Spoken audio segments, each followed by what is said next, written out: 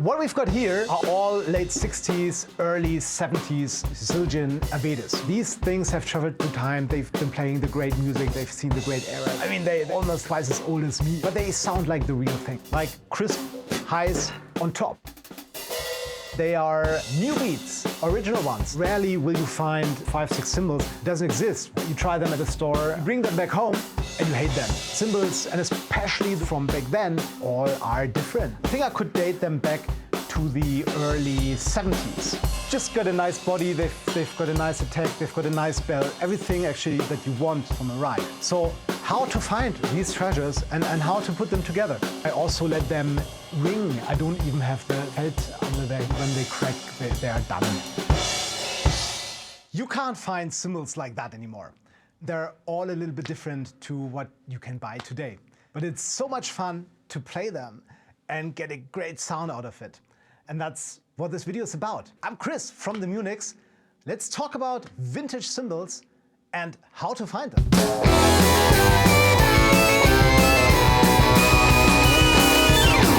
You put your magic. Yeah, so that's been from our single Nasty Love, where I actually play those. Check this one out.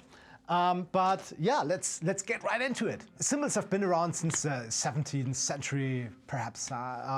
In China or Turkey, I think it's even longer.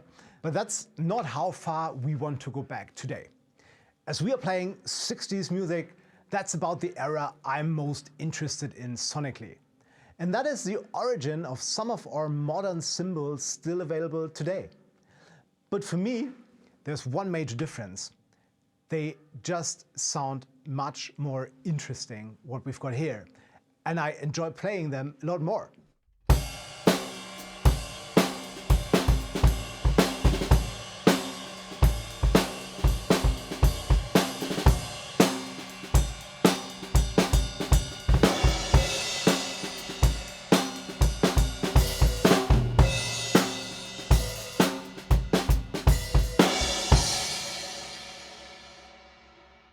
Yeah.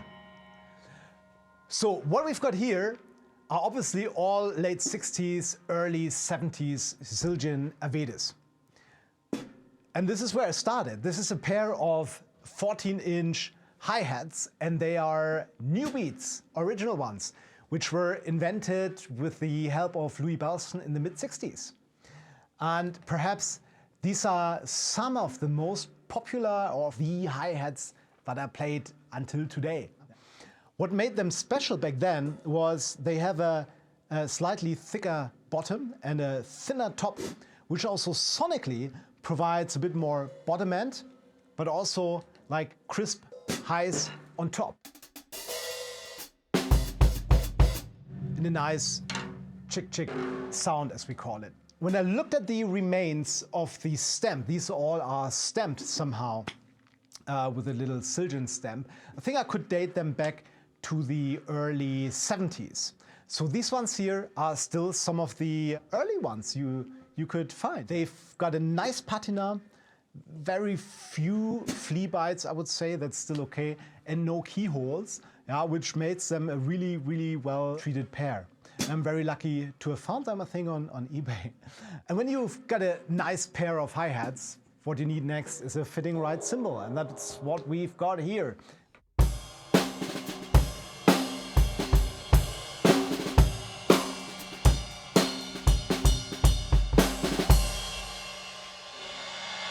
So they've just got a nice body, they've got a nice attack, they've got a nice bell, everything actually that you want from a ride.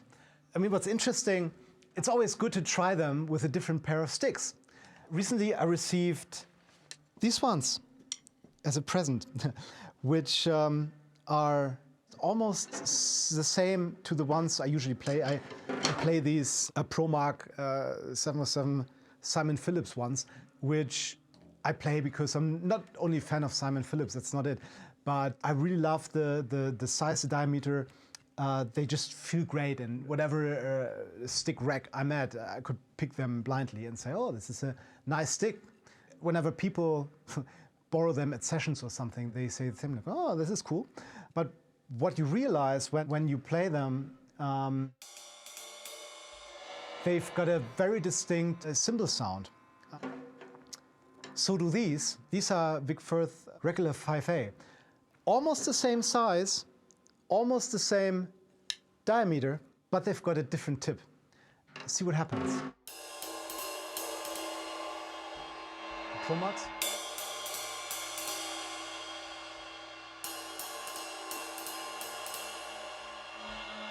So you can see the Pro Max have a lot more attack to them. These ones bring a lot more bottom out of the cymbal, which is super interesting. Again, it's the same wood, almost the same size, just different tip, which makes them so different on the cymbals. Pro Max again. Ha. Meaning, it's not all about the cymbals, but it's also about the stick. And when you try them out, try not only your favorite sticks, but perhaps the second pair of sticks that gives you a slightly different vibe and play around with it a little bit. Wow, so what else have we got?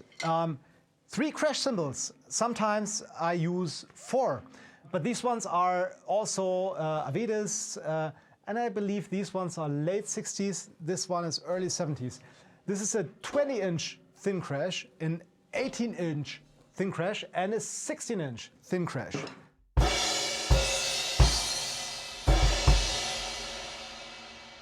And you can hear that this one is slightly thicker, which makes them not integrate too well into this kit, right?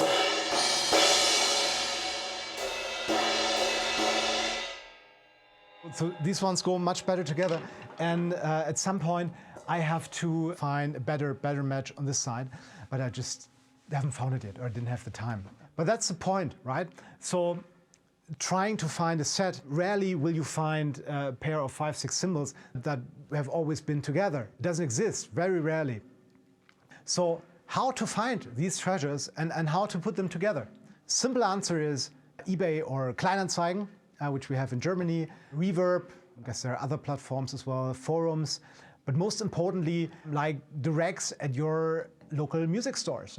It's also the most fun because there are always musicians hanging around. You can say hi, good reason to pass by and support your local dealer. And that's also around the world. So I think I've bought cymbals from Turkey, from San Francisco. I even had to upgrade my flight to bring home a 22-inch swish knocker from, I think it was Sam Ash in San Francisco. That's great fun, but the more difficult, longer answer is it's a lot more tricky than that. You try them at a store and you like them, and you bring them back home and you hate them. They sound totally different, or they don't fit to the rest of what you've got. Yeah? And even if the seller gives you a sound file or a video, it's still totally different from hearing it in real life. It all happened to me. Cymbals, and especially the ones from back then, they all are different, right? They have different histories, they have been played more or less, they have been treated better or worse, and it all changes over time. So basically, it's a lot of trading back and forth until you found something that really goes well together and that you actually like, which is great fun. But it does take time and effort, some money obviously. But you meet great people along the way, and you always get your money back found out. So that's not a big deal. At the end of the day, well, I find it worth doing. Yeah? These things have traveled through time. They've been playing the great music. They've seen the great eras. I mean, they're almost as twice as old as me. But they sound like the real thing. Maybe they were slightly different back then. They mature in a way that they also change their internal structure. Actually, here in Munich, there's a guy who tries to emulate this process by deep freezing cymbals, which adds a lot of complexity to them. Yeah, and of course, some models are also not available anymore. Yeah? So you can really find great variety in vintage cymbals, and especially the famous 24-inch swish knocker is one which I haven't found yet. But it's great collector fun for the Zildjian cymbals. There are websites that show the differences in the stems that have been used over time, and they vary a little bit by small details, like the dots in the signing, or just the ways, the size of the stem. So there are subtle differences, and you can really spot them. It helps you to, I'd say, narrow down the production time down to like 3, 4, 5 years, which is great.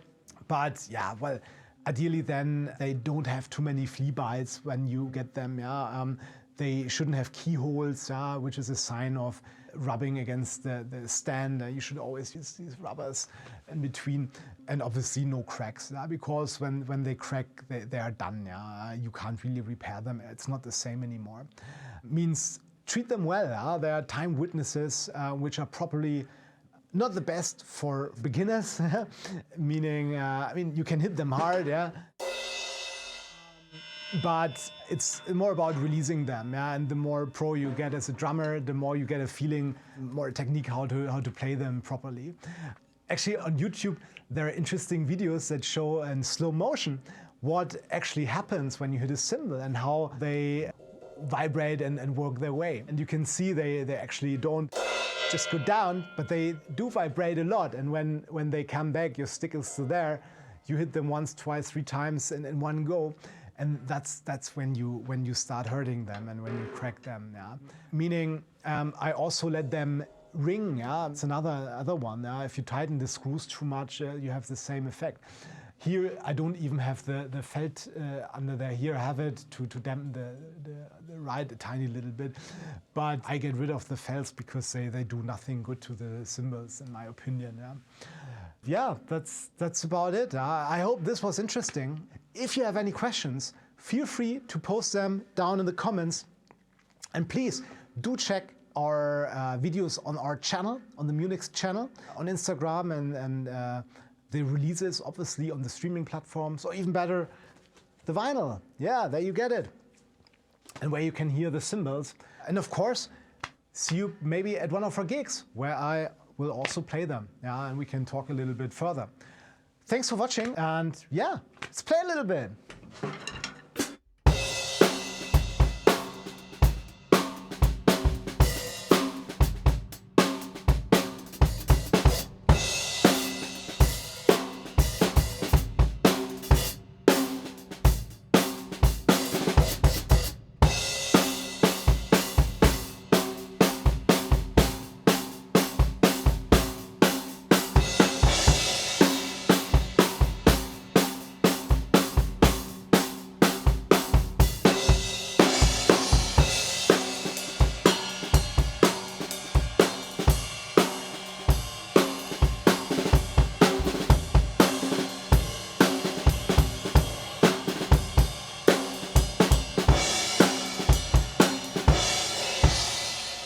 Yeah.